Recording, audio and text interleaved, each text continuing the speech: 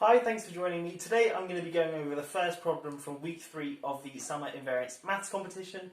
As always, there'll be a link in the description below with all the details. Anyway, here's the problem. Let p be any prime number.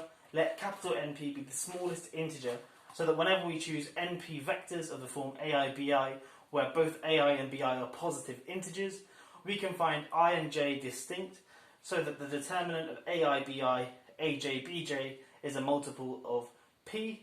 Okay, so we're choosing, so NP is the smallest number, such that whenever we have any NP vectors in, which are both have positive integer components, we can find distinct I and J, such that this determinant here is a multiple of p. And another way of writing that is p divides AIBJ minus BIAJ.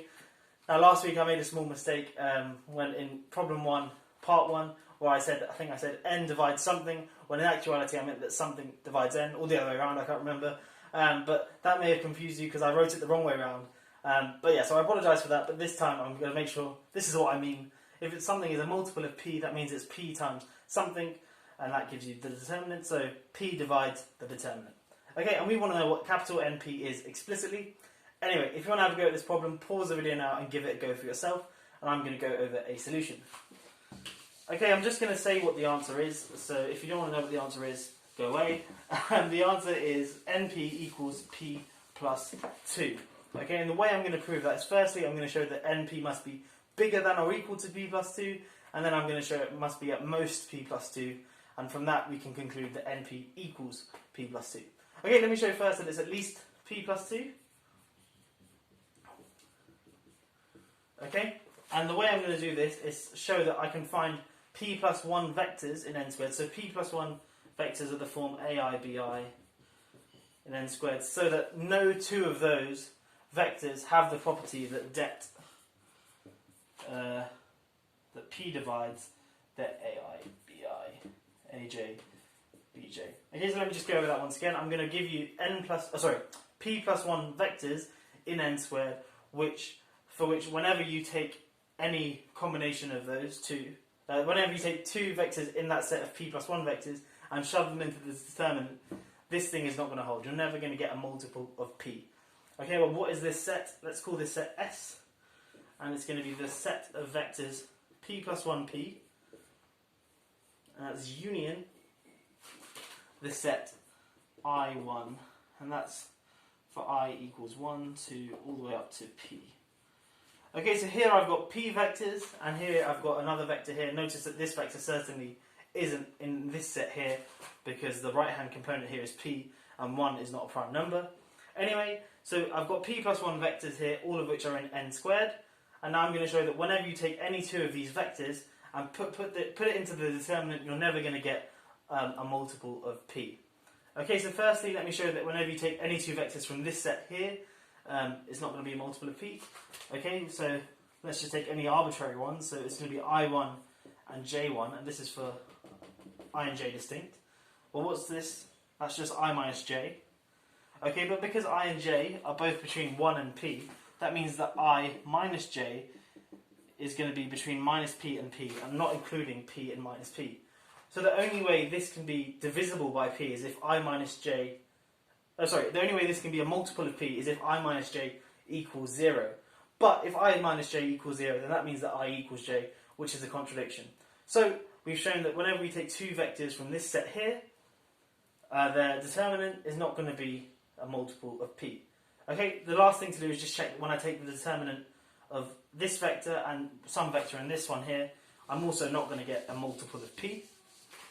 So let's look at the determinant. Oh yeah, perhaps one thing I should have stated is it doesn't matter if we switch the rows, because that's of course just going to change the sign of the determinant by -1, but that doesn't affect whether or not it's a multiple of P. Okay, anyway, det P plus 1P, and let's take an arbitrary vector in there, I1. Well, what's this? This is P plus 1 minus IP. Okay, and I can write this as P 1 minus I plus 1, but in particular this is going to be congruent to 1 mod P, because that thing there is clearly a multiple of P. So this is going to be just exactly one more than a multiple of P, but in particular it's not going to be a multiple of P. So we've shown that whenever we take two vectors from this set here, we're never going to get a multiple of p when we put them into the determinant. So we found a collection of p plus 1 vectors, which has the property that whenever we take two vectors in that set, we won't get a multiple of p, and that means that np must be bigger than p plus 1, and thus np must be at least p plus 2. Okay, so I've shown this thing here. Now what I'm going to do is show that np must be at most p plus 2. In other words, no matter which p plus 2 vectors you give me, I'm going to show that you can certainly find at least two numbers which, when you put them into this determinant thing, you're going to get a multiple of p. Okay, so let's show that. So we've done this. Now we want to show that np is at most p plus 2. Okay, and the way we're going to do that is as follows. Take your p plus 2 vectors in n squared, and whatever you want. So we'll have a1, b1, all the way up to a p plus 2, b p plus 2.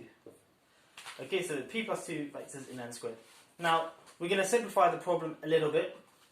These are all in n squared. We're going to assume without loss of generality that each of these numbers is between 0 and p minus 1, and we can do that by looking at it mod p, and that's not going to change whether or not when we look at the determinant we're going to get a multiple of p or not, because we're just going to be adding or subtracting multiples of p, and that won't affect whether a number is a multiple of p or not. Okay, so we're going to assume these numbers are between 0 and p minus 1. So in other words, looking at each of the ai's and bi's mod p, and that's how we're going to proceed with the latter part of the latter half of this solution, is to look at things mod p. And now notice in the first part we didn't actually ever use the fact that p was prime, but looking at things mod p now, we're going to use that, and that will help us in constructing a solution. Anyway, let's get into it. Firstly, if two of the bi's, so the second components, are 0 mod p, well then we can just look at the determinant. We're going to get the det. So suppose bi and bj are 0 mod p. So there are two distinct ones, I and j not the same, a 0 mod p. Well then I can just use those two as my determinant, then I'll get det ai bi, aj bj.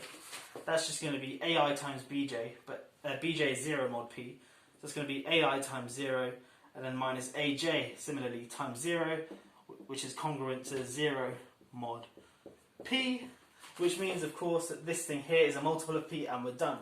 So we may assume without loss of generality that at most one of the bi's is 0, because if more than one is 0 we can just do this. Okay, so we're going to assume at most one is 0, and without loss of generality let that be this set here. We can relabel them if we want.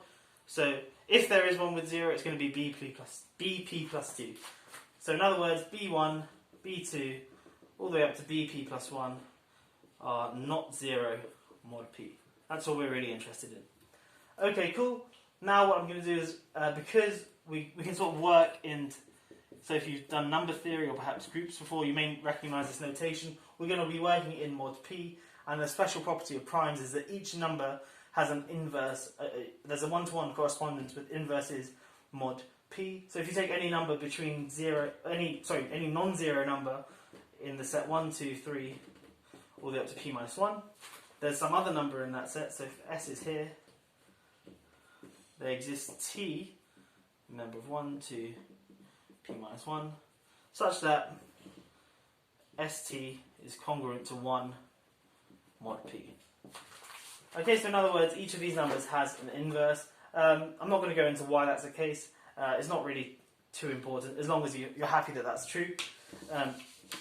But what that means is, if I look at ai divided by bi, and then so on, so a1 divided by b1, a2 divided by b2, all the way up to an ap plus 1 divided by bp plus 1.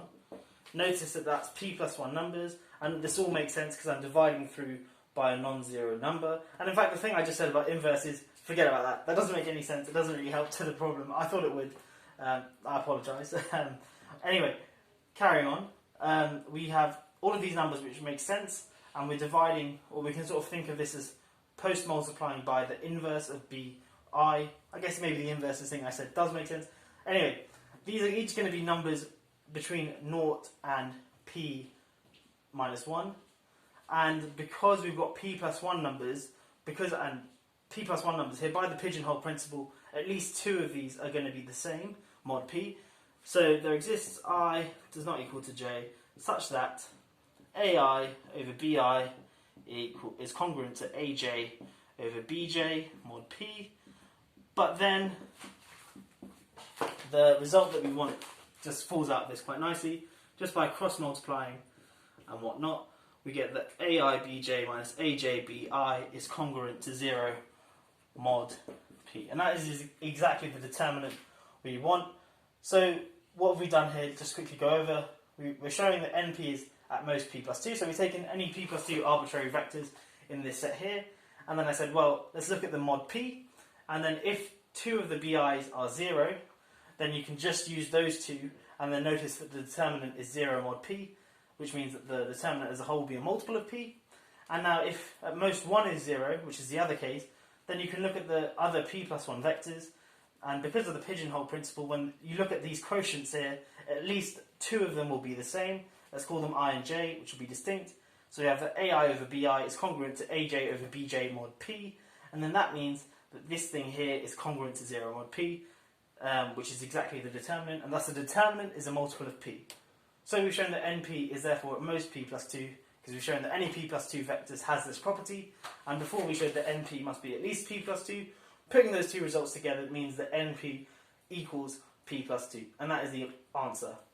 Anyway, I hope you have enjoyed this problem. I'm sorry about the little inverses slip there. I thought maybe that would be important. But if that didn't make sense, just ignore it. If you know what inverses are, great. I don't think it really came into use there. Anyway, I hope you have enjoyed this video. Please do check out some of my other videos as well. I make lots of other problem-solving videos and just exploring different bits of maths and stuff. And please do subscribe if you haven't already. Anyway, I'll end the video there. Catch me in the next one where I'll go over problem 2. See ya. Have a great day.